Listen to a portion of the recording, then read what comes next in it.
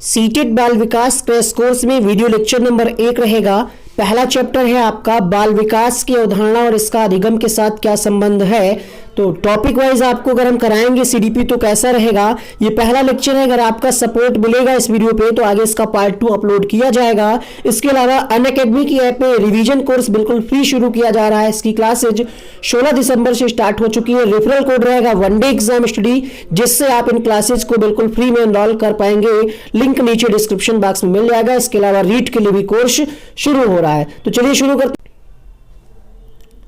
आज की इस क्लास में सबसे पहले थ्योरी आपको कराई जाएगी। ठीक है, विकास क्या है, वृद्धि क्या है, वृद्धि विकास में अंतर क्या है, किस तरीके से प्रश्न पूछे जाते हैं। इसके लिए हमने थ्योरी कराने के बाद कुछ इंपॉर्टेंट क्वेश्चंस भी साथ में रखे, यानी कंप्लीट वीडियो रहेगा। ऐसे ही टॉपिक वाइज अगर आपको सारे वीडियो दिए जाएं तो आपकी तैयारी में 4 चांद लग सकते हैं, बिल्कुल फ्री में, है ना। तो इसकी तैयारी के लिए आप जल्द से जल्द चैनल को सब्सक्राइब कर लें और बेल आइकन को ऑन कर लें, ताकि अगले पार्ट का नोटिफिकेशन आप तक पहुंच जाएगा। तो चलिए शुरू करते हैं। ध्यान से कॉपी पेन लेकर के बैठिए और इंपॉर्टेंट पॉइंट्स को नोट करते चलिए। पहला टॉपिक है जो आपका विकास की अवधारणा और इसका अधिगम से संबंध, इस पे हम बात करेंगे। विकास क्या है और अधिगम क्या है और अभिवृद्धि क्या है, विकास और अभिवृद्धि में अंतर क्या है, विकास के सिद्धांत कौन कौन से हैं। उसके बाद इन सभी से संबंधित जितने भी प्रश्न प्रीवियस ईयर के एग्जाम में पूछे गए हैं वो आपको हम कराएंगे। वीडियो लंबा होगा, बड़ा हो सकता है वीडियो, ये समझ लीजिए कि आप पेड कोर्स ये देखकर, मतलब पेड कोर्स की चीज़ें आप फ्री में प्राप्त कर रहे हैं। तो थोड़ा सा टाइम निकालिए, कॉपी पेन उठाइए और इम्पॉर्टेंट नोट्स बनाते हुए चलिएगा। और अगर आपको इसका पीडीएफ लेना है तो आप हमारे व्हाट्सएप नंबर पे मैसेज करके पीडीएफ को प्राप्त कर सकते हैं। व्हाट्सएप नंबर आप सभी के स्क्रीन पे ऊपर चल रहा होगा। तो यहाँ पे बिल्कुल पॉइंट टू पॉइंट बात की जाएगी। इसके अलावा हमने आपको जैसा कि बताया क्वेश्चंस को भी आपको कराया जाएगा जो कि प्रीवियस ईयर के एग्जाम में पूछे गए हैं। यहाँ पे आप देख सकते हैं वृद्धि एवं विकास में अंतर क्या है, शैशवावस्था में किस तरीके से विकास होता है, बाल्यावस्था में क्या क्या विशेषताएं हैं, किशोरावस्था में क्या क्या विशेषताएं हैं, जो सीटेट और एमपीटेट के लिए टारगेट करके ये वीडियो बनाया जा रहा है। तो वीडियो बड़ा होगा क्योंकि क्वेश्चंस भी साथ ही साथ कराएंगे। तो प्लीज आप लोग समय निकाल करके देखिएगा और फिर से हम कह रहे हैं कि नोट्स बनाते हुए चलिएगा। तो शुरू करते हैं। फिर बहुत सारी चीज़ें आप पढ़ेंगे, इसीलिए हमने बताया आपको स्टार्टिंग में ही काफ़ी बड़ा वीडियो ये हो जाएगा। हम चाहते नहीं कि आपको 1 2 3 4 पार्ट में दिया जाए, इसीलिए एक ही पार्ट में आपको कंप्लीट दिया जा रहा है। तो बात करते हैं विकास की। विकास क्या है? विकास मतलब डेवलपमेंट, ठीक है। तो विकास जीवन पर्यंत चलने वाली प्रक्रिया है, अर्थात जन्म से शुरू हो जाती है ये प्रक्रिया। जैसे ही माँ के भ्रूण में बच्चा मतलब बनना शुरू होता है, प्रोसेस शुरू होता है, तुरंत क्या है, बच्चे का विकास शुरू होने लगता है। इसीलिए कहा गया कि विकास एक जीवन पर्यंत चलने वाली प्रक्रिया है जो गर्भधारणा यानी जन्म से पूर्व, जिसको हम कहते हैं गर्भावस्था से प्रारंभ होती है और मृत्यु तक चलती है। विकास के जब हम सिद्धांत पढ़ाएंगे तो आपको बताएंगे एकीकरण का सिद्धांत क्या कहता है और निरंतरता का सिद्धांत कहता है, वो सारी चीजें। परंतु सभी प्रकार के विकास मृत्यु तक नहीं चलते। जैसे शारीरिक विकास क्या है, वयस्कावस्था शुरू होने पर रुक जाता है, अर्थात पूर्ण हो जाता है। शरीर का जो विकास है, जैसे शरीर के अंगों का बढ़ना, हाथ पैर उंगलियां अंगूठा, तो ये जितना बढ़ना होता है ये वयस्कावस्था तक बढ़ जाता है, फिर नहीं बढ़ता। तो ये विकास क्या है, रुक गया। लेकिन इसको विकास नहीं कहेंगे, आगे हम बताएंगे इसको क्या कहेंगे, ठीक है। विकास क्या है, एक निरंतर चलने वाली प्रक्रिया है, परंतु विभिन्न आयु स्तरों पर इसकी गति में परिवर्तन होता रहता है, ठीक है। मानव विकास की अगर हम अवस्थाओं की बात करें तो यहाँ पे अलग अलग वर्गीकरण आप देखने को पाते हैं। रॉश ने कुछ और कहा और हरलाक ने कुछ और कहा। डिफरेंट टाइप के लोग, मतलब कई मनोवैज्ञानिकों ने इस पे अपना अपना स्पष्टीकरण दिया। यहाँ पे एक नॉर्मल जो वर्गीकरण है जो ज्यादा प्रचलित है, इसी पर आधारित प्रश्न पूछा जाता है, वो ये है कि गर्भावस्था को हम क्या कहते हैं, जन्म से पूर्व की अवस्था, शैशवावस्था 6 वर्ष तक, बाल्यावस्था 6 से 12 वर्ष तक और किशोरावस्था 12 वर्ष से 18 वर्ष तक और वयस्कावस्था 18 वर्ष से आगे की आयु की। तो यहां तक आपको पढ़ना है, आपके सिलेबस में यहां तक है, यहां से प्रश्न नहीं आता है, ठीक है। बाल विकास अथवा बाल मनोविज्ञान में केवल किशोरावस्था का ही अध्ययन किया जाता है। मानव विकास कैसा है, तो मात्रात्मक भी है और गुणात्मक भी है। मतलब मात्रा में भी आप इसको मतलब माप भी सकते हैं और गुणों में भी इसको आप देख सकते हैं। विकास लचीला होता है, मतलब इसका हुआ कि आवश्यकता अनुसार हम अगर अपनी बॉडी में कुछ परिवर्तन लाना चाहें, लचीला का मतलब ये हुआ कि अगर हम कुछ परिवर्तन लाना चाहें तो परिवर्तन ला सकते हैं। कैसे ला सकते हैं परिवर्तन? आपने देखा होगा बहुत सारे लोग क्या करते हैं, जिम करते हैं, है ना, डाइट करते हैं, योगा करते हैं, तो कुछ ना कुछ आप अपने हिसाब से उसमें परिवर्तन कर सकते हैं अपने शरीर में। अधिगम क्या है? तो अधिगम पूरा चैप्टर नहीं पढ़ाया जाएगा, अधिगम का विकास से संबंध क्या है ये आपको यहां पे समझना है, इसलिए शॉर्ट में बताया जा रहा है। तो अभ्यास या अनुभूति के परिणाम स्वरूप व्यवहार में होने वाले स्थायी परिवर्तन को यहां पे इसीलिए रेड कलर से हाईलाइट किया, व्यवहार में होने वाले स्थायी परिवर्तन को सीखना या अधिगम कहते हैं। अधिगम की प्रक्रिया भी जीवन पर्यंत चलती है, तो ये संबंध है, अधिगम भी जीवन पर्यंत चलता है और विकास भी जीवन पर्यंत चलता है। अधिगम की प्रक्रिया जन्म के तुरंत बाद ही प्रारंभ हो जाती है बच्चे में।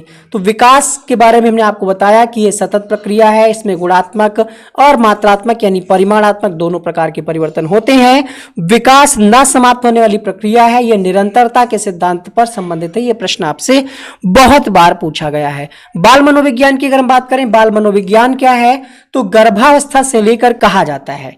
वीडियो अगर आपको पसंद आए तो लाइक कर देना है, चैनल को सब्सक्राइब करके बेल आइकन को ऑन कर लेना है। कंप्लीट आपको कोर्स कराया जाएगा सीडीपी का, ईवीएस का, हिंदी का और संस्कृत का, मैथमेटिक्स भी हम आपको कराएंगे। विकास को प्रभावित करने वाले कौन कौन से कारक हैं? तो देखिए विकास का पीढ़ी दर पीढ़ी जो चीजें चली आ रही हैं, वंशानुक्रम, हेरिडिटी एंड एनवायरमेंट, दोनों का इफेक्ट पड़ता है। यह प्रश्न आपसे बहुत बार अलग अलग तरीके से पूछा गया। आहार, भाई अगर आप संतुलित आहार नहीं खाएंगे, बहुत ज्यादा अगर आप ऑयली चीजें खाएंगे या ऐसी चीजें खाएंगे जिसमें कार्बोहाइड्रेट ना हो, है ना, विटामिन की अगर कमी आ रही है, तो फिर क्या है, आपका विकास उतने अच्छे ढंग से नहीं हो पाएगा। रोग अगर आपका अगर आप किसी प्रकार के रोग से ग्रसित हैं, तब भी आपका विकास कहीं ना कहीं प्रभावित होगा। बुद्धि नहीं है ना, बुद्धि का अगर अभाव है तब भी विकास प्रभावित होगा। और लड़कों लड़कियों में भी कुछ ना कुछ अंतर देखने को मिलता है, तो यहाँ पे इसीलिए लिंग की बात कही गई। अंतःस्रावी ग्रंथियों का भी इफेक्ट पड़ता है विकास में। अब बात करते हैं यहाँ पे अभिवृद्धि और विकास में अंतर क्या है। तो अभिवृद्धि का मतलब क्या है? शारीरिक परिवर्तन, जो शरीर में परिवर्तन होता है उसको हम अभिवृद्धि कहते हैं। जबकि विकास क्या है? शारीरिक के साथ साथ मानसिक, सामाजिक, संवेगात्मक, व्यावहारिक परिवर्तन से। देखिए अभिवृद्धि में जैसे किसी से कहा जाए कि पैर की लंबाई कितनी, तो बता देगा 5 सेंटीमीटर, 10 सेंटीमीटर, जो भी है। बट अगर आपसे कोई पूछे आपका संवेगात्मक विकास कितना हुआ है, कितने ग्राम हुआ है, 100 ग्राम, 200 ग्राम, 1 किलो, तो क्या बता पाएंगे? सामाजिक विकास बच्चे का कितना हुआ है, 100 ग्राम, 200 ग्राम, बता पाएंगे? कितने सेंटीमीटर, वह नहीं बता पाएंगे। तो ये अंतर है, ठीक है। अभिवृद्धि क्या है? शारीरिक परिवर्तन है। विकास शारीरिक, मानसिक, सामाजिक, संवेगात्मक और व्यावहारिक परिवर्तन है। अभिवृद्धि किसी विशेष पक्ष अथवा आर्थिक पक्ष को व्यक्त करती है, जबकि विकास व्यक्ति में होने वाले संपूर्ण परिवर्तनों का योग है। विकास क्या है? जितने भी परिवर्तन होते हैं उनका सबका योग है। अभिवृद्धि का मापन किया जा सकता है, बल्कि विकास को हम माप नहीं सकते। क्लियर हुई बात? अभिवृद्धि क्या है? इसको हम देख सकते हैं कि कितना हाथ बढ़ा आपका, कितना पैर बढ़ा, है ना, शरीर का आकार कितना बढ़ रहा है, लंबाई कितनी बढ़ रही है, ठीक है। लेकिन आप क्या विकास को देख सकते हैं कि कितना बच्चे में व्यवहारिक विकास हुआ है, कितना संवेगात्मक विकास हुआ? तो ये क्या है? अमूर्त है, ये दिखाई नहीं पड़ता है। अभिवृद्धि निश्चित आयु के पश्चात रुक जाती है, जबकि विकास जीवन भर चलता रहता है। हमने आपको एग्जांपल दिया हाथ पैर बढ़ने का, है ना। अगर ऐसे ही हाथ पैर बढ़ने लगे तो आसमान को आप छू जाएंगे, है ना। तो यहाँ पे क्या है, ये क्या है? अभिवृद्धि रुक जाती है, बट विकास क्या है? चलता रहता है मृत्यु तक।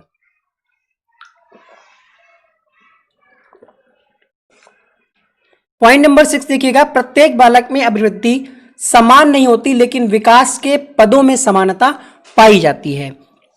अभिवृद्धि एक क्या है? आंशिक कारक है, जबकि विकास क्या है? एक व्यापक है। अभिवृद्धि एक छोटे हिस्से में है, विकास क्या है? यहां पे लिख लीजिएगा, विकास एक व्यापक, ब्रॉड स्तर पे होता है, सभी सर्वांगीण विकास सभी पक्षों में।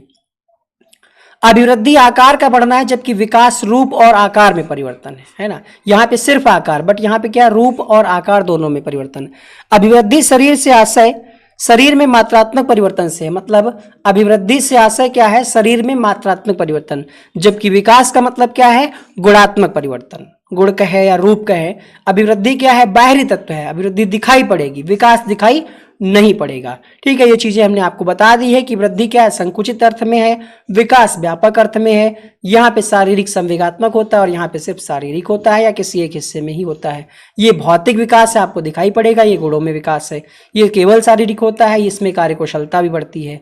ठीक है, तो अब हम बात करते हैं यहाँ पे हम शैशवावस्था में विकास और अधिगम की। तो जैसा कि हमने आपको बताया शैशवावस्था कब से कब तक की अवस्था होती है, तो ये अवस्था होती है जन्म से 6 वर्ष तक की अवस्था। इसको सीखने का सबसे महत्वपूर्ण काल या सीखने की सबसे महत्वपूर्ण अवस्था भी कहा गया है और इसको नींव की अवस्था भी कहते हैं। भाई आप मकान बनाते हैं तो सबसे पहले नींव बनाते हैं ना, तो बच्चे की भी नींव यहीं शैशवावस्था से पड़ जाती है, इसलिए इसको नींव की अवस्था भी कहा गया है। ठीक है, इसमें बच्चा क्या करता है, बच्चा अनुकरण के माध्यम से यानी दूसरों को देख करके ज्यादा सीखता है और ये भाषा विकास के लिए सबसे अच्छी अवस्था मानी गई है। तो अगर ऑप्शन में मिल जाए भाषा विकास के लिए सबसे अच्छी अवस्था शैशवावस्था दे दे किशोरावस्था, तो आप शैशवावस्था लगाएंगे। सामाजिकरण की प्रक्रिया इसी अवस्था से ही प्रारंभ हो जाती है। मनोवैज्ञानिकों का कहना है कि शिक्षा का आरंभ इसी अवस्था से होना चाहिए क्योंकि बच्चा लगभग 5 से 6 साल का हो जाता है। भाई 6 वर्ष से शुरू होती है ना, जन्म से क्या कहा जा रहा है, ये अवस्था जन्म से 6 वर्ष की होती है। तो ये इस अवस्था में मतलब कक्षा आप देखते होंगे आजकल जो एडमिशन होते हैं, एडमिशन जो होते हैं, हम अभी बाल्यावस्था में पहुंच गए थे कि 6 से 12, तो यहाँ पे क्या है 6 या कक्षा 5 मतलब 5 या 6 साल का जब बच्चा होता है तो इसका एडमिशन करा दिया जाता है। तो इसीलिए कहा गया कि शिक्षा का आरंभ इसी अवस्था से हो जाना चाहिए। आगे बढ़ते हैं, बाल्यावस्था की बात करते हैं। बाल्यावस्था में क्या कहा जा रहा है, बाल्यावस्था की बात अगर हम करें तो ये अवस्था 6 से 12 वर्ष, इसमें क्या होता है चिंतन और तर्क शक्ति का विकास होने लगता है। शैशवावस्था में सीखने की गति तीव्र होती है परंतु बाल्यावस्था में धीमी हो जाती है, लेकिन सीखने का क्षेत्र जो है इसमें व्यापक हो जाता है, ये अंतर है। किशोरावस्था 12 से 18 वर्ष, इसमें बहुत ही कठिन होता है। ठीक है, ये अवस्था कठिन होती है क्योंकि इसमें बहुत सारे शारीरिक मानसिक हर तरीके से परिवर्तन होते हैं, इसलिए स्टेनले हॉल ने कहा भी है कि ये संघर्ष तूफान की अवस्था है। कुछ महत्वपूर्ण प्रश्न है, मतलब एक फैक्ट के रूप में यहाँ पे पूरे इस क्लास का समराइज करके बताया जा रहा है कि विकास क्या है, सार्वभौमिक प्रक्रिया है। सार्वभौमिक का मतलब ये हुआ कि एक यूनिवर्सल प्रोसेस है, चाहे आप भारत के बच्चे को देखें, चाहे आप इंग्लैंड के बच्चे को देखें, चाहे आप चाइना के बच्चे को देखें, विकास सभी में होगा, एक निश्चित पैटर्न से होगा। ऐसा नहीं है कि इंडिया के बच्चे में पहले नाक बढ़ रही है, नाक मतलब पहले नाक बन रही है या उसका साइज बढ़ रहा है फिर हाथ पैर। तो सार्वभौमिक मतलब एक निश्चित पैटर्न से हर जगह चलता है। हालांकि आनुवांशिकता का और पर्यावरण का वातावरण का इफेक्ट पड़ता है, हमने आपको पहले ही बताया। फिर क्या है, विकास जीवन पर्यंत चलने वाली प्रक्रिया है। विकास बहुआयामी और प्रासंगिक होता है। बहुआयामी हमने आपको बता ही दिया कि बहुत सारे पक्षों में विकास होता है, जबकि अभिवृद्धि क्या है, लिमिटेड है। विकास को क्रमिक परिवर्तनों की श्रृंखला भी कहा जाता है। प्रश्न पूछा गया है विकास की प्रक्रिया कैसे होती है, तो ये सिर से पैरों की तरफ बढ़ती है। विकास मानसिक क्षेत्र में मूर्त से अमूर्त की ओर होता है। शारीरिक विकास तथा मानसिक विकास आपस में संबंधित हैं। विकास की प्रक्रिया में होने वाले परिवर्तन वंशानुक्रम और वातावरण दोनों का ही परिणाम होते हैं। संवेगात्मक विकास लड़कियों में अधिक होता है। किशोरावस्था में लड़कियों का शारीरिक विकास लड़कों की अपेक्षा तेजी से होता है। यही देखिए हमने आपको क्या बताया था कि विकास को प्रभावित करने वाले कारक में हमने आपको बताया था कि लिंग जो है प्रभावित करता है। कैसे, यहाँ पे आप देख सकते हैं किशोरावस्था में जो है लड़कियों का शारीरिक विकास जो है वो लड़कों की अपेक्षा तेजी से होता है, ऐसा मनोवैज्ञानिकों ने प्रूफ किया है। बाल्यावस्था को गैंगेज भी कहा जाता है और किशोरावस्था को तूफान की अवस्था भी कहा जाता है। हालांकि इन अवस्थाओं के और बहुत सारे नाम हैं, बट अगर हम डिटेल से जाएंगे तो बहुत बड़ा वीडियो हो जाएगा। तो मेन चीजें आपको बताई जा रही हैं। बालक के विकास में सबसे बड़ी भूमिका किसकी होती है, तो समाज की होती है। लेकिन प्राथमिक भूमिका अगर आपसे प्रश्न में पूछेगा तो आप क्या लगाएंगे, परिवार की, है ना। प्राथमिक परिवार, द्वितीय क्या है, समाज। बाल विकास के अंतर्गत शारीरिक विकास सबसे पहले आएगा, सामाजिक विकास, फिर मानसिक विकास, संज्ञानात्मक विकास, व्यक्तित्व विकास और भाषा विकास, ये सभी आ जाते हैं। अब विकास के कुछ इंपॉर्टेंट नियम है, इनको आप जान लेते हैं, फिर क्वेश्चंस कराया जाएगा। तो जितने भी लोग इस वीडियो को देख रहे हैं, फ्री बिल्कुल कोर्स कराया जा रहा है, प्लीज इसको सपोर्ट करें, वीडियो को लाइक शेयर करें, सब्सक्राइब करें वनडे एग्जाम स्टडी। बालकों में होने वाले विकासात्मक परिवर्तनों को ठीक से समझने के लिए शिक्षकों से अपेक्षा की जाती है कि वे विकास के नियमों को भली भांति परिचित हों। इसका सबसे बड़ा लाभ ये होगा, मतलब अगर टीचर को विकास के नियमों का ज्ञान है तो बालक की शारीरिक मानसिक समस्याओं का मूल्यांकन संदर्भ उचित ढंग से नहीं कर पाएंगे अगर इनको ज्ञान नहीं है। अगर ज्ञान है तो अच्छे ढंग से कर पाएंगे, ठीक है, मूल्यांकन उचित ढंग से कर पाएंगे, उनका निर्देशन भी अच्छे ढंग से करेंगे अगर उनको विकास के नियमों का ज्ञान है। कुछ नियम यहाँ पे दर्शाए जा रहे हैं आपके लिए, हालांकि ये चीजें आपको पहले ही बता चुके हैं, बट एक बार रिवीजन कर लीजिएगा। विकास में परिवर्तन होता है, अर्थात गुणात्मक और परिमाणात्मक दोनों ही होते हैं। प्रारंभिक विकास परिवर्ती विकास की अपेक्षा अधिक महत्वपूर्ण होता है। विकास परिपक्वता तथा सीखने की उपज है। विकास पैटर्न में पूर्वानुमेय गुण होते हैं। पूर्वानुमेय का मतलब है कि विकास की भविष्यवाणी की जा सकती है। कुछ आप अनुमान पहले से लगा सकते हैं कि विकास में 2 साल का बच्चा होगा तो चलने लगेगा, या फिर कड़िलने लगेगा, या फिर 2 साल के बच्चे में दूध के दांत आ जाएंगे। सारी चीजें आप पहले से आप अनुमान लगा देते हैं, अर्थात जिसके बारे में हम पहले से पूर्व कथन कर सकते हैं। विकास में व्यक्तिगत विभिन्नता भी पाई जाती है, मतलब 2 जुड़वा ही बच्चे क्यों ना हो, कुछ ना कुछ अंतर आपको देखने को मिलेगा। विकास में बहुत सारी विभिन्न अवस्थाएं भी होती हैं, उनकी बात हम कर चुके हैं। प्रत्येक विकासात्मक अवस्था में कुछ सामाजिक प्रत्याशाएं भी होती हैं।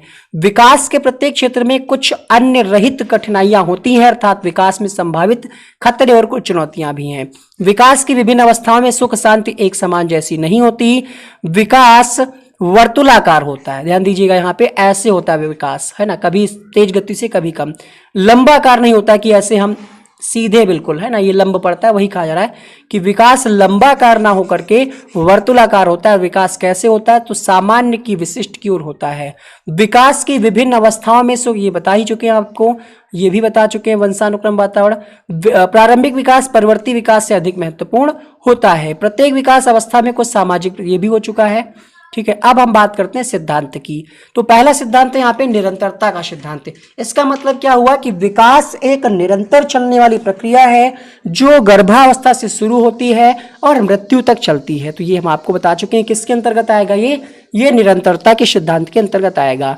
वैयक्तिक अंतर या विभिन्नताओं का सिद्धांत क्या कहेगा कि इसका मतलब ये है कि प्रत्येक बालक का विकास भिन्न भिन्न हो सकता है, अर्थात किसी का धीमी गति से, किसी का तेज गति से, किसी का उच्च, किसी का निम्न, ये हो सकता है। इसको हम कहते हैं वैयक्तिक विभिन्नता या वैयक्तिक अंतर। आगे कहा जा रहा है विकास क्रम की एक रूपता का सिद्धांत।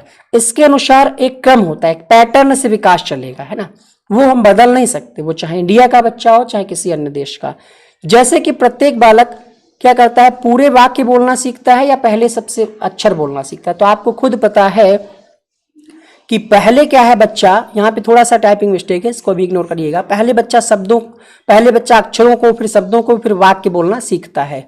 तो यहाँ पे आप ध्यान रखिएगा कि जैसे आप बच्चे की बात करें तो इसका भी विकास एक सीक्वेंस में होगा। आगे एक और सिद्धांत आप पढ़ेंगे कि विकास कैसे होता है, सिर से पैर की ओर। विकास की गति की विभिन्न दर, भिन्न भिन्न दर। इसका मतलब ये हुआ कि विकास की जितनी भी अवस्थाएं हैं उनकी गति क्या है, बदलती रहती, एक जैसी नहीं होती है। शैशवावस्था में गति तीव्र होती है, बट क्या है, धीमी होने लगती है। बाल्यावस्था में ये गति धीमी हो जाती है, फिर से किशोरावस्था में ये गति तीव्र हो जाती है। तो ये कहता है विकास की गति भिन्न भिन्न दर का सिद्धांत।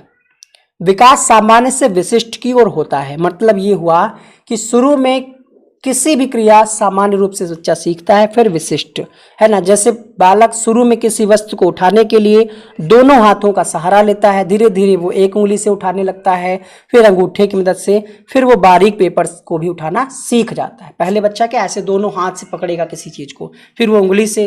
तो ये सारी चीजें, बच्चे को आप पेंसिल ही पकड़ाते हैं तो पहले पूरे हाथ से पकड़ता है, फिर वो धीरे धीरे उसको पता चलता है कि हाँ ऐसे पकड़ना है तो अच्छा लिखते बनेगा, लिखने में उसको बताया जाता है। तो ये कहता है हमारा सामान्य से विशिष्ट की ओर। परस्पर संबंध का सिद्धांत का मतलब ये है कि विकास के जितने भी अन्य पक्ष हैं, शारीरिक, सामाजिक, संज्ञानात्मक, संवेगात्मक, ये क्या है, आपस में संबंधित हैं। एकीकरण का सिद्धांत ये कहता है कि बालक पहले संपूर्ण अंग को, जैसे पहले पूरा हाथ चलाना बच्चा सीखता है या पहले पूरा पैर चलाना। अब हाथ में उंगलियां भी तो हैं, लेकिन पहले बच्चा मुट्ठी बंद रखता है ना, पहले उंगलियां नहीं चला पाता, पहले हाथ चला पाता है ऐसे ऐसे, है ना।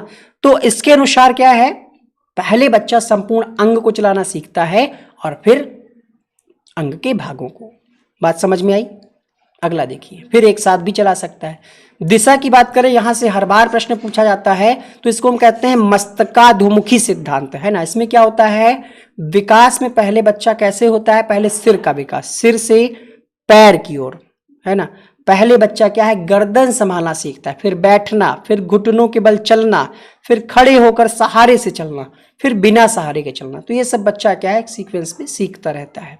निकट दूर नियम क्या कहता है, इसके अनुसार रीढ़ के पास के अंगों का विकास पहले और दूर के अंगों का विकास बाद में होता है। जैसे पहले कंधे का, फिर हाथ का और फिर अंगुलियों का विकास। तो यहाँ पे आप समझ रहे हैं निकट दूर का सिद्धांत, ठीक है। विकास की भविष्यवाणी की जा सकती है। इसके अनुसार बालक की वृद्धि और विकास की गति को ध्यान में रखकर उसके आगे बढ़ने की दिशा और स्वरूप के बारे में भविष्यवाणी हम कर सकते हैं। हमने आपको पहले ही बताया था कि पूर्वानुमेय, पहले से हम अनुमान लगा सकते हैं। वृद्धि और विकास वंशानुक्रम एवं वातावरण की अंतःक्रिया का परिणाम होता है। अर्थात बालक का विकास कैसे होगा ये इस बात पर निर्भर करेगा कि उसका माहौल कैसा है और वंशानुक्रम से चीजें कैसे चली आ रही हैं। ये सिद्धांत हमें क्यों पढ़ाया जा रहे हैं, आपके सिलेबस में सीटेट या टेट एग्जाम में क्यों रखे जाते हैं, ताकि आप इनको जान सकें और इसका प्रयोग आप अपने शिक्षण में कर सकें। इन सिद्धांतों से शिक्षा बच्चे के बारे में जानकारी प्राप्त कर लेता है तथा उसके अच्छे शिक्षक होगा, यहाँ पे शिक्षक जो है बच्चे के बारे में जानकारी प्राप्त कर लेता है तथा उसके अच्छे विकास के लिए उपयुक्त विधियों को प्रयोग कर सकता है। शिक्षार्थियों के सीखने का तरीका क्या है यह जानने में भी शिक्षक को सहायता मिलती है। शिक्षक इन सिद्धांतों को जानकर बच्चों के लिए उचित वातावरण उपलब्ध करा सकता है। आगे बढ़ते हैं हम। तो ये आपकी थ्योरी कंप्लीट हुई। अब आपको हम क्वेश्चंस कराते हैं, इसी टॉपिक से संबंधित कुछ क्वेश्चंस आपको कराते। पहला प्रश्न है आपके सामने, निम्नलिखित में से कौन विकास के व्यापक आयामों की सही पहचान करता है? शारीरिक, संज्ञानात्मक, सामाजिक और संवेगात्मक। यहाँ पे 4 ऑप्शन दिए हैं। खास बात यह है इस प्रश्न की कि इसके आंसर आपकी किताब में गलत मिलते हैं। अगर आप ऑफिशियली चेक करेंगे या अगर आप थ्योरी को मैच करेंगे तब आपको पता चलेगा कि किताब में इसका आंसर गलत दिया है। तो पहले प्रश्न की अगर हम बात करें, आप खुद ही सोचिए, क्या बच्चे का सबसे पहले क्या संवेगात्मक विकास होगा? नहीं। क्या सबसे पहले सामाजिक विकास होगा? नहीं। तो 2 ऑप्शन ऐसे ही कट गए। अर्थात बच्चे का पहले सबसे पहले क्या विकास होता है? तो शारीरिक विकास होता है, ठीक है। बच्चा जब माँ के गर्भ में होता है तो सबसे पहले उसका क्या होता है? शारीरिक विकास होता है। तो यहाँ पे शारीरिक विकास होगा बच्चे का, उसके बाद संज्ञानात्मक, सामाजिक और संवेगात्मक विकास होंगे। तो यहाँ पे पहला ऑप्शन सही होगा। आगे बढ़ते हैं क्वेश्चन नंबर 2 के लिए। निम्न में से कौन सा विकासात्मक कार्य उत्तर बाल्यावस्था के लिए उपयुक्त नहीं है? सामान्य खेलों के लिए आवश्यक शारीरिक कुशलताएं सीखना, पुरुषोचित या स्त्रियोचित सामाजिक भूमिकाओं को प्राप्त करना, व्यक्तिक आत्मनिर्भरता प्राप्त करना, या फिर अपने हम उम्र बालकों के साथ रहना सीखना। दूसरा प्रश्न आपके सामने क्वेश्चन निगेटिव है। क्वेश्चन निगेटिव है, ढंग से पढ़िएगा यहाँ पे। और इसका जो सही जवाब होगा वो होगा पुरुषोचित या स्त्रियोचित सामाजिक भूमिकाओं को प्राप्त करना। बाल्यावस्था में बच्चा जो है समाज के बारे में ज़्यादा जानकारी नहीं रखता कि पुरुष के बारे में क्या सही है, क्या स्त्री के बारे में सही है, समाज के द्वारा क्या पुरुष के लिए रूल बनाए गए हैं, क्या स्त्री के लिए। तो यहाँ पे आंसर जाएगा ऑप्शन नंबर 2 के साथ। विकास का अर्थ क्या है? रीट 2011 में प्रश्न पूछा गया। पहला ऑप्शन है परिवर्तनों की उत्तरोत्तर श्रृंखला, अभिप्रेरणा के फलस्वरूप होने वाले परिवर्तनों की उत्तरोत्तर श्रृंखला, अभिप्रेरणा एवं अनुभव के फलस्वरूप होने वाले परिवर्तनों की उत्तरोत्तर श्रृंखला, या फिर परिपक्वता एवं अनुभव के फलस्वरूप होने वाले परिवर्तनों की श्रृंखला। तीसरा प्रश्न आपके सामने, क्वेश्चन नंबर 3 आपके सामने सही जवाब मिलेगा परिपक्वता एवं अनुभव के फलस्वरूप होने वाले परिवर्तनों की श्रृंखला को ही हम विकास कहते हैं। अर्थात मेच्योर, आपके अंदर जो मेच्योरिटी आती है एज के हिसाब से, साथ ही साथ आपका जो अनुभव होता है, इन दोनों का कॉम्बिनेशन, इसके फलस्वरूप जो परिवर्तन होता है आप में, वही विकास कहलाता है। चौथा प्रश्न देखिएगा, खिलौनों की आयु किस अवस्था को कहते हैं? टॉय एज, पूर्व बाल्यावस्था, उत्तर बाल्यावस्था, शैशवावस्था, या फिर इन सभी को। प्रश्न संख्या 4 आपके सामने, तो खिलौनों की आयु कहा जाता है पूर्व बाल्यावस्था को। पहला ऑप्शन यहाँ पे सही होगा। निम्न में से कौन सी पूर्व बाल्यावस्था की विशेषता नहीं है? दल समूह में रहने की अवस्था, अनुकरण करने की अवस्था, प्रश्न करने की अवस्था, खेलने की अवस्था। ये क्वेश्चन थोड़ा सा विवादित है।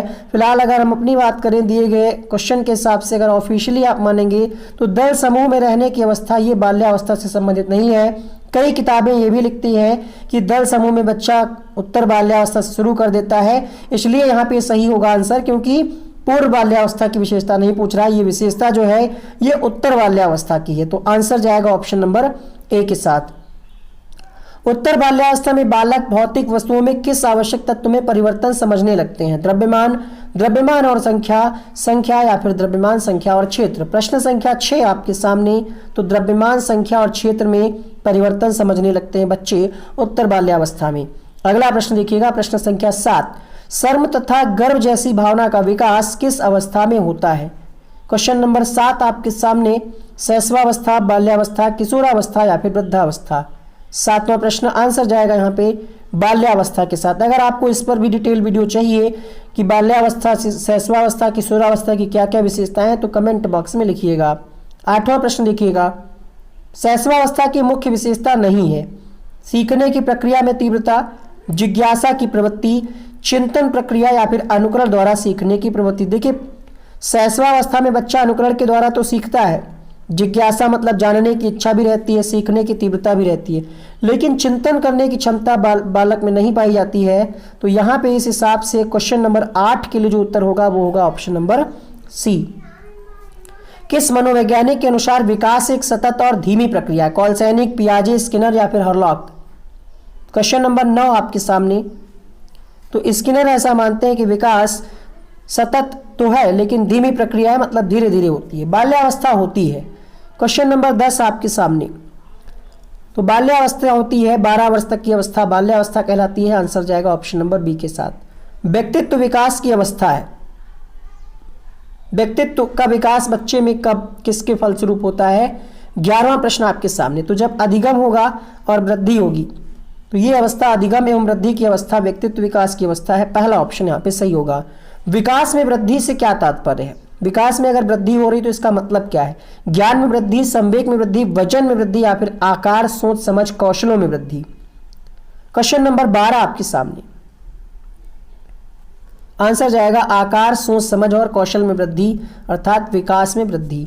परिपक्वता का संबंध किससे है? विकास से है, बुद्धि से, सृजनात्मकता से है, रुचि से है। क्वेश्चन नंबर 13, प्रश्न संख्या 13 आपके सामने। तो परिपक्वता का संबंध है विकास से। पहला ऑप्शन यहां पे सही होगा। तनाव और क्रोध की अवस्था है। क्वेश्चन नंबर 14 आपके सामने। तनाव और क्रोध की अवस्था है किशोरावस्था। ऑप्शन नंबर बी यहां पे सही होगा। शारीरिक विकास का क्षेत्र है स्नायुमंडल, स्मृति, अभिप्रेरणा, समायोजन। प्रश्न संख्या 15, स्नायुमंडल जो है शारीरिक विकास का क्षेत्र है, जो मांसपेशियों में विकास होता है शरीर में वही होता है स्नायुमंडल, स्नायु से जुड़ी हुई बात। तंत्रिका तंत्र। शरीर के आकार में वृद्धि क्यों होती है? किसके कारण? नैतिक विकास के कारण क्या वृद्धि होगी शरीर के आकार में? संज्ञानात्मक नहीं। तो शरीर के आकार में जो वृद्धि होती है शारीरिक विकास के कारण होती है। ऑप्शन नंबर ए यहाँ पे सही होगा। शिक्षा मनोविज्ञान की दृष्टि से कौन सा कथन सत्य है? सत्य पूछ रहा है। बी ऑप्शन में कहा जा रहा है कि विद्यालय में आने से पहले बच्चों को कोई ज्ञान नहीं होता। भाई ज्ञान तो थोड़ा बहुत तो होता ही है, वरना बच्चे को टॉयलेट लगता है तो कैसे बता देता कि मैम टॉयलेट लगी है, या मैम भूख लगी है, या मैम हमें घर जाना है। तो यहाँ पे पहला ऑप्शन सही है। जीन पियाजे भी यही कहते हैं कि बच्चे अपने ज्ञान का सृजन स्वयं करते हैं। पहला ऑप्शन पे सही होगा। बच्चे वही नहीं सीखते जो पढ़ाया जाता है, कुछ चीज़ें बच्चे खुद भी सोचते हैं। अगला प्रश्न देखिए, बाल मनोविज्ञान के आधार पर कौन सा कथन सर्वोत्तम है? प्रश्न संख्या 18। तो प्रत्येक बच्चा विशिष्ट होता है। जैसे आप विशिष्ट हैं, यूनिक हैं आप, उसी तरीके से प्रत्येक बच्चा विशिष्ट होता है। अगला प्रश्न देखिएगा, एक बच्चे की वृद्धि और विकास के अध्ययन की सर्वाधिक अच्छी विधि कौन सी है? मनोविश्लेषण विधि, तुलनात्मक विधि, विकासी विधि, सांख्यिकी विधि। तो विकासी विधि सबसे अच्छी विधि होगी, क्योंकि हमें वृद्धि और विकास का अध्ययन करना है। तो सिंपल सी बात है, विकासी विधि होगी। आंसर जाएगा ऑप्शन नंबर सी के साथ। नवजात शिशु का भार कितना होगा? अब जितने ही बार आप ये प्रश्न को देखेंगे, कहीं 6 मिलेगा, कहीं 7 मिलेगा, कहीं 8 मिलेगा, इसीलिए यहाँ पे हमने बताया कि ऑप्शन रख दिया है 6 से 9 पाउंड। आंसर जाएगा ऑप्शन नंबर ए के साथ। ये क्वेश्चन अभी अभी हमने आपको कराया, इसका उत्तर आप कमेंट बॉक्स में लिखिएगा। सीटेट 2019 में ये प्रश्न पूछा गया। निम्नलिखित में से कौन सा सूक्ष्म गतिक कौशल का उदाहरण है? प्रश्न संख्या 22 आपके सामने। तो लिखना जो है सूक्ष्म गतिक कौशल का उदाहरण है। किशोर डैश का अनुभव कर सकते हैं? बचपन में किए गए अपराधों के प्रति डर के भाव का, आत्मसिद्धि के भाव का, जीवन के बारे में परितृप्ति के भाव का, या फिर दुश्चिंतता और स्वयं से सरोकार। तो किशोरावस्था में क्या होता है, चिंताएं आपके मन में रहती कि कैसे क्या करेंगे, आगे रोजगार नहीं हमारे पास, कैसे आगे का खर्चा कैसे चलेगा, फॉर्म भरना है, पैसा कहाँ से आएगा। तो बच्चा अपने बारे में ही सोचा करता है, चिंतित रहता है। कौन से गुण अच्छे मानसिक स्वास्थ्य के नहीं हैं? जिसका मानसिक स्वास्थ्य अच्छा होगा, आत्मविश्वास होगा उसमें, सहनशीलता भी होगी, संवेगात्मक रूप से परिपक्व भी होगा, वास्तविक चीज़ों को स्वीकृत भी कर पाएगा, अर्थात ये भी सही है, ये भी सही है, ये भी सही है। बट यहाँ पे बहुत विनीत, स्वयं में सीमित, ये जो है अच्छे मानसिक स्वास्थ्य के लक्षण नहीं है। ऑप्शन नंबर सी यहाँ पे सही होगा। अगला देखिएगा, माँ बाप के साय से बाहर निकल अपने साथी बालकों की संगत को पसंद करना किससे संबंधित है? किशोरावस्था से, पूर्व किशोरावस्था से, उत्तर बाल्यावस्था या फिर शैशवावस्था? क्वेश्चन नंबर 25 आपके सामने। तो आंसर जाएगा यहाँ पे पूर्व किशोरावस्था के साथ, ऑप्शन नंबर बी के साथ। मानसिक परिपक्वता की ऊंचाइयों को छूने के लिए प्रयत्नरत रहना किससे संबंधित है? किशोरावस्था से, प्रौढ़ावस्था से, पूर्व बाल्यावस्था से या फिर उत्तर बाल्यावस्था से? क्वेश्चन नंबर 26 आपके सामने।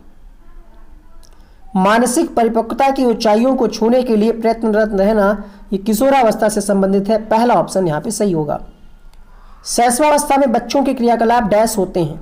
मूल प्रवृत्त्यात्मक, संरक्षित, संज्ञानात्मक, संवेगात्मक? प्रश्न संख्या 27। शैशवावस्था में जो बच्चों के क्रियाकलाप होते हैं मूल प्रवृत्तियों पर आधारित होते हैं, अर्थात मूल प्रवृत्त्यात्मक होते हैं। विकास का वही संबंध परिपक्वता से है जो उद्दीपन का डैश से। Question number 28। तो उद्दीपन का संबंध किससे होगा? प्रतिक्रिया से होगा। अगला प्रश्न देखिएगा, निम्न में से कौन सा कथन विकास के बारे में सही नहीं है? विकास अंतःक्रिया का फल है, विकास एक व्यवस्थित श्रृंखला का अनुगामी है, सही बात है। विकास एक व्यक्तिगत प्रक्रिया है, विकास विशिष्ट से सामान्य क्यों नहीं होता? हमने आपको रूल जो सिद्धांत पढ़ाए थे उसमें हमने आपको बताया था कि विकास सामान्य से विशिष्ट क्यों होता है, और आपसे कथन पूछा गया सत्य नहीं है, तो इसका आंसर जाएगा क्या? ऑप्शन नंबर डी के साथ। अगला प्रश्न देखिए, अवधारणाओं का विकास मुख्य रूप से डैश का हिस्सा है? सारे प्रश्न किसी न किसी एग्जाम में पूछे गए हैं। बौद्धिक विकास का हिस्सा है। अगर आपके कॉन्सेप्ट कहाँ बनते हैं, शरीर में बनते हैं, समाज में, या फिर संवेगात्मक में? अवधारणा का मतलब है आप किसी के बारे में जो कॉन्सेप्ट अपने मन में रखते हैं। जैसे आप थ्योरी पढ़ रहे हैं विकास की, विकास क्या है, ऐसे आप जीन पियाजे पढ़ेंगे, कोहलबर्ग पढ़ेंगे, तो ये कॉन्सेप्ट आपके कहाँ स्टोर होंगे? आपकी बुद्धि में। बौद्धिक विकास का हिस्सा है ये। बच्चे के उचित विकास को सुनिश्चित करने के लिए उसका स्वस्थ शारीरिक विकास एक महत्वपूर्ण आवश्यकता है। कथन सही है गलत है, पहले ये डिसाइड करिए।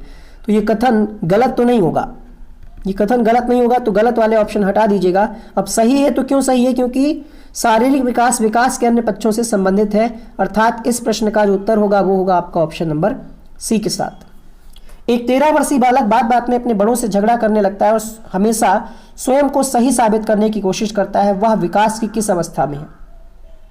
प्रश्न संख्या 32। किशोरावस्था के लक्षण यहाँ पे दिखाए जा रहे हैं, ऑप्शन नंबर बी जाएगा।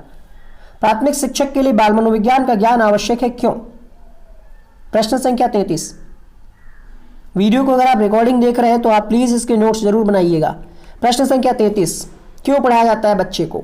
टीचर को क्यों पढ़ाया जाता है बाल मनोविज्ञान, विकास, वृद्धि क्यों पढ़ाया जाता है? ताकि बच्चों को अनुशासित कर पाए, वो क्लास में जब जाए तो उसको कोई प्रॉब्लम ना हो, चुनौतियों से वो सामना कर पाए। क्वेश्चन नंबर 33 के लिए क्या पहला ऑप्शन सही होगा या फिर डी ऑप्शन सही होगा? अनुशासित या फिर व्यवहार? अब यहाँ पे दो में से आपको फाइनल डिसीजन लेना है, तो आप क्या लगाएंगे? व्यवहार में अनुशासन भी आ जाएगा, इसलिए प्रभावशाली विकल्प यहाँ पे पहला नहीं होगा बल्कि होगा चौथा विकल्प। यह बच्चों के व्यवहार को समझने में शिक्षक की सहायता करता है। अपने विद्यार्थियों को समझने के लिए एक शिक्षक में अच्छी जानकारी होनी चाहिए, किसकी? बाल मनोविज्ञान की, बच्चों को समझने की प्रवृत्ति की, विषय वस्तु के प्रति विद्यार्थियों के मत की, या फिर उपरोक्त सभी की? क्वेश्चन नंबर 34, सभी की जानकारी होनी चाहिए। अगला प्रश्न देखिएगा, विकास शुरू होता है उत्तर बाल्यावस्था से, प्रसवपूर्ण अवस्था से, शैशवावस्था से, पूर्व बाल्यावस्था से? तो विकास प्रसव पूर्व अवस्था से ही शुरू हो जाता है। अभी अभी हमने आपको ये चीज शुरुआत में ही बताई। विकास के परिप्रेक्ष्य में समय के साथ होने वाले परिवर्तन में से क्या शामिल है? रूप, दर, अनुक्रम, ये सभी। तो क्या क्या परिवर्तन होता है? रंग रूप बच्चे का भी बदलता है और विकास की दर भी। तो यहाँ पे ये सारी चीज़ें जो है, सारी चीज़ें परिवर्तन के अंतर्गत आएंगी। अगला प्रश्न देखिएगा 36 का, यहाँ पे ऑप्शन नंबर डी। 48 प्रश्न होंगे आई थिंक। 37वां प्रश्न देखिएगा, शिक्षा मनोविज्ञान का संबंध किससे नहीं है? तो शिक्षा मनोविज्ञान के अंतर्गत हम मानव व्यवहार का अध्ययन करते हैं, सही है, मानसिक प्रक्रियाओं का अध्ययन करते हैं, सही है, सीखने के तरीकों का भी अध्ययन करते हैं, लेकिन हम संचार माध्यमों का अध्ययन शिक्षा मनोविज्ञान के अंतर्गत नहीं करते हैं। प्रयोग करते हैं लेकिन इसका अध्ययन इसके अंतर्गत नहीं करते हैं। तो यहाँ पे आंसर जाएगा ऑप्शन नंबर डी के साथ। अगला प्रश्न देखिए, मनोविज्ञान के अनुसार बाल विकास की कौन सी अवस्था सबसे जटिल और कठिन है? प्रश्न संख्या 38वां प्रश्न आपके सामने। तो किशोरावस्था सबसे कठिन, सबसे ज्यादा परिवर्तन इसी अवस्था में होते हैं। 39वां प्रश्न देखिए, वृद्धि को प्रभावित करने वाला कारक कौन सा है? क्वेश्चन नंबर 39, वृद्धि को प्रभावित करने वाला कारक कौन सा है? तो पर्यावरण, स्वास्थ्य, आहार, ये सभी कारक प्रभावित करते हैं। उत्तर जाएगा ऑप्शन नंबर डी के साथ। निम्न में से किसका मिलान उचित है? क्वेश्चन नंबर 40, सामाजिक विकास तभी होगा जब बच्चे को माहौल मिलेगा, वातावरण मिलेगा। वातावरण ही नहीं मिलेगा, आप बच्चे को घर में कमरे में बंद कर दें, क्या उसका सामाजिक विकास हो पाएगा? नहीं हो पाएगा। अर्थात सामाजिक विकास के लिए वातावरण जरूरी है। ऑप्शन नंबर सी यहाँ पे सही होगा। थर्स्टन तथा लिकट निम्न में से किसके मापन से संबंधित है? बुद्धि, अभिवृत्ति, मूल्य, व्यक्तित्व।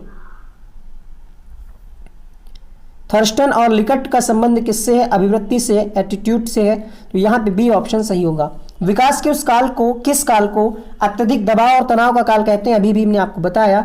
ये अवस्था कौन सी होती है? किशोरावस्था। तो यहाँ पे ऑप्शन नंबर पहला यहाँ पे सही होगा।